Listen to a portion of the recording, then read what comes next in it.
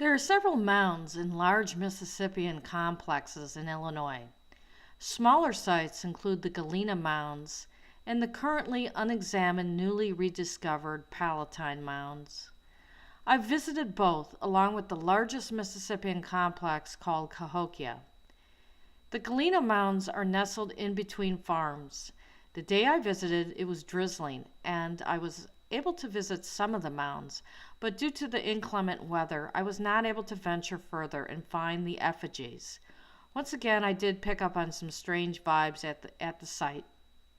Unlike Adslan and its peacefulness, I felt some anger and uncomfortableness at this site.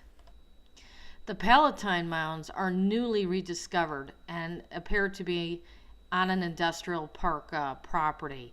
So it is surrounded by a lot of people. I don't attempt to go to that site or do anything to it. Lastly, I visited Cahokia, and by some estimates, the max population was at least 25,000 people at one point, and it's placed in that Mississippian period between 800 and 1300 AD. I would say that the area gives off a very peaceful vibe, except near Mound 72.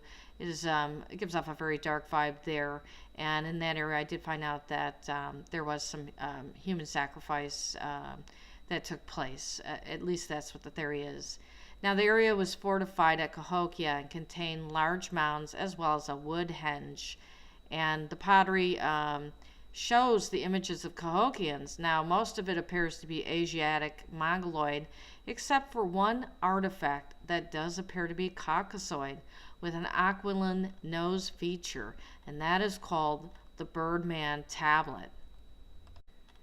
Now, that feature is typical of Middle Eastern and European people and some Native Americans. I believe it's a marker for the Cronide Phoenician people. What's interesting is the Mississippian society was matriarchal, just as Jewish society in regards to lineage of the elites. And that would make sense because most of the males probably come from the same male bloodline and had access to many females. Now, there was also evidence of copper mining.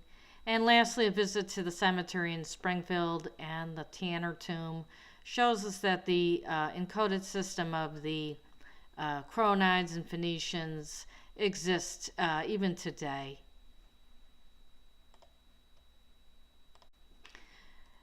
That is my video on the Galena Mounds, Palatine Mounds, and Cahokia. Thank you for listening.